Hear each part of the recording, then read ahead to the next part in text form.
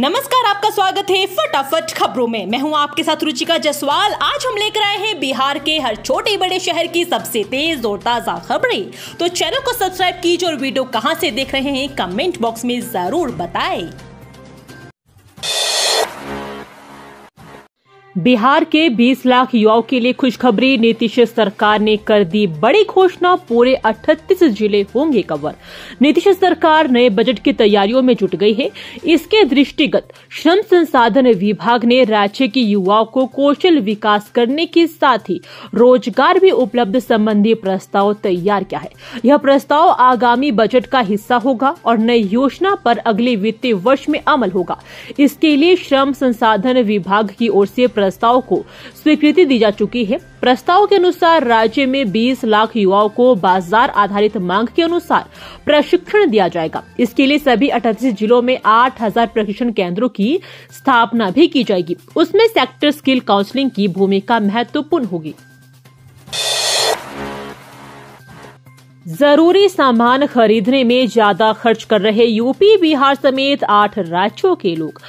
कुछ खाद्य वस्तुओं की कीमतों में कमी के चलते राष्ट्रीय स्तर पर खुदरा महंगाई में दिसंबर के दौरान गिरावट आई है, लेकिन यूपी, उत्तराखंड और बिहार समेत देश के 8 राज्यों में खुदरा महंगाई राष्ट्रीय औसत 5.22% से अधिक है, जबकि दिल्ली में राष्ट्रीय औसत से करीब आधी 2.51% रही है। आंकड़ों से पता चलता है कि इन 8 राज्यों में लोगों को जरूरत का सामान खरीदने के लिए ज्यादा कीमत चुकानी पड़ रही है।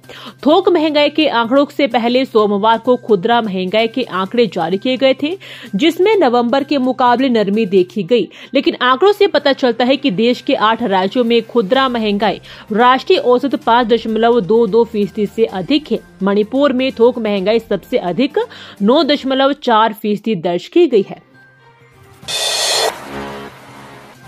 नीतीश सरकार के हर कर्मचारी को करनी होगी ट्रेनिंग, CS अमृत लाल ने दिए निर्देश। सिविल सेवा के अधिकारियों के साथ ही अब प्रदेश सरकार के पदाधिकारियों, कर्मचारियों को अनिवार्य रूप से इंटीग्रेटेड गवर्नमेंट ऑनलाइन ट्रेनिंग करना होगा।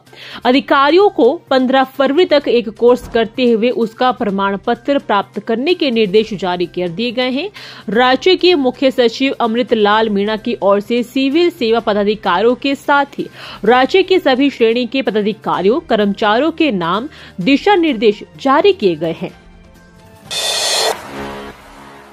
इस तारीख तक बंद रहेंगे पटना समेत 3 जिलों के स्कूल। बढ़ते ठंड के कारण जिलाधिकारी ने लिया फैसला।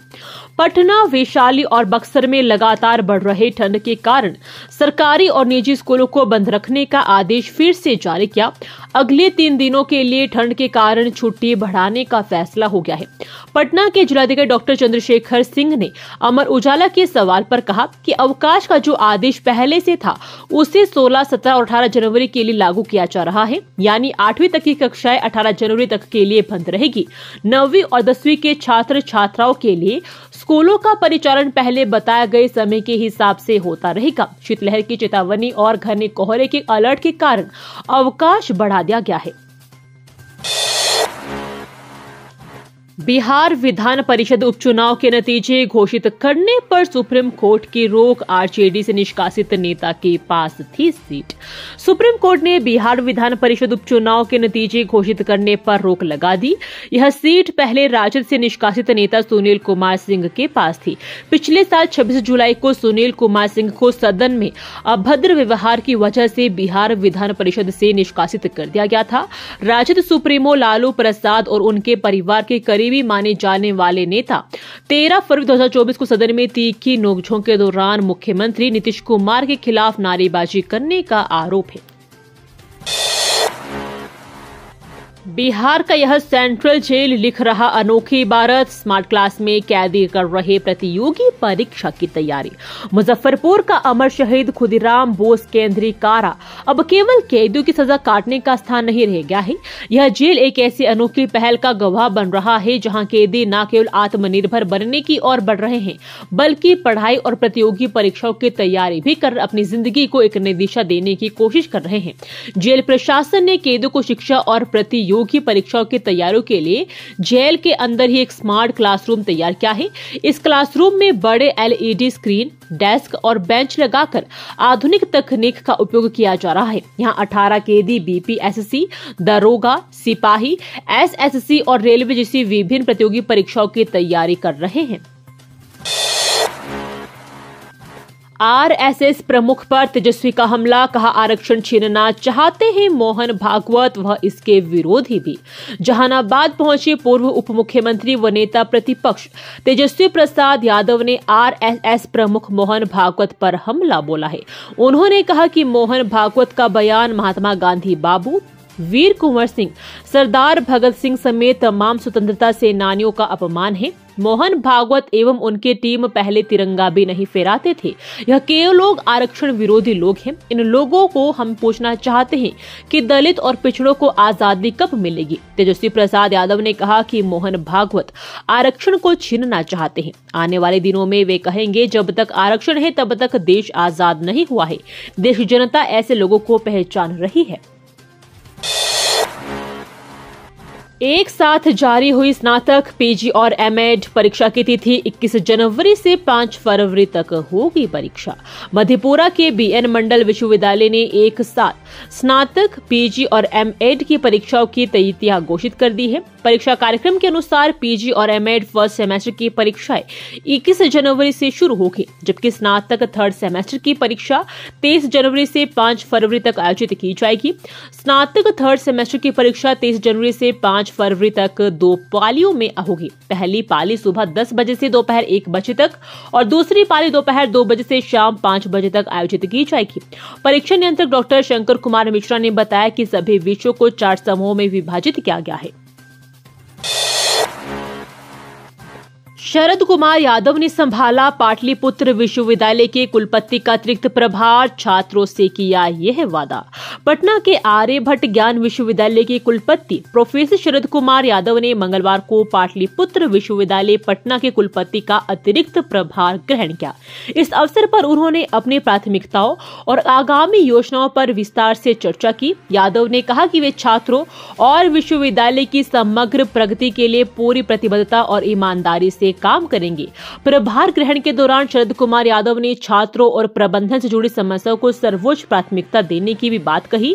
उन्होंने कहा कि यह जिम्मेदारी मेरे लिए एक चुनौती है, लेकिन कुलाधिपति ने जो भरोसा जताया है उसे पूरी निष्ठा से निभाने का प्रयास करूंगा। इन शिक्षकों के डॉक्यूमेंट खुद चेक करेंगे ACS सिद्धार्थ। ट्रांसफर पोस्टिंग प्रक्रिया में बड़ा अपडेट। शिक्षा विभाग ने बिहार में शिक्षकों की ट्रांसफर पोस्टिंग की प्रक्रिया शुरू कर दी है। कुल 1.90 लाख अध्यापकों के तबादले की प्रक्रिया शुरू हुई है। यह एक बड़ी संख्या है और इस प्रक्रिया को सुचारू ढंग से चलाने के लिए शिक्षा विभाग ने कई अहम कदम उठाए हैं। बता दें कि 10,470 विशेष अध्यापकों जो गंभीर बीमारी, दिव्यांगता, विधवा के आधार पर ट्रांसफर के लिए आवेदन दिए हैं, उनके तबादले की जिम्मेदारी अपर मुख्य सचिव डॉक्टर एच सिद्धार्थ ने स्वयं ली है। शिक्षा विभाग के अपर मुख्य सचिव डॉक्टर एस सिद्धार्थ खुद इन अध्यापकों की मार्कशीट और अन्य प्रमाण पत्रों की भी जांच करेंगे। DTO का खेल एक ही नंबर पर जारी किए 7 ड्राइविंग लाइसेंस, हिंदू को बना दिया मुसलमान। जिला परिवहन विभाग दरभंगा में फर्जी ड्राइविंग लाइसेंस का बड़ा खेल चल रहा है।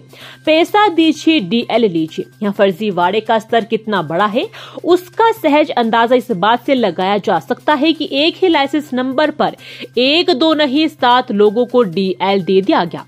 यह काम बैकलॉग में जाकर किया गया। इसमें हिंदू को मुसलमान तो मुसलमानों को हिंदू बना दिया गया। फर्जीवाड़े का यह खेल बिहार के अलावा झारखंड व अरुणाचल प्रदेश तक फैला है। वहां तक फर्जी DL बेचा गया।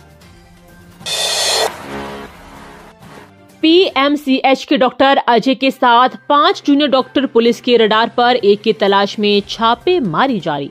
पटना मेडिकल कॉलेज अस्पताल के चाणक्य हॉस्टल में लगी आग के बाद हुए खुलासे में जिस डॉक्टर अजय कुमार सिंह का नाम सामने आया था वे अब तक फरार है। बिहार पुलिस की टीम ने डॉक्टर अजय कुमार सिंह की गिरफ्तारी के लिए मुजफ्फरपुर और वैशाली में छापेमारी अभियान चलाया। हालांकि वह पुलिस के हाथ नहीं लगा। इतना ही नहीं, पुलिस ने यह भी खुलासा किया है कि अजय के साथ साथ MBBS और PG के 5 डॉक्टर भी रडार पर है। जल्द ही पुलिस पूछताछ के लिए हिरासत में लेगी।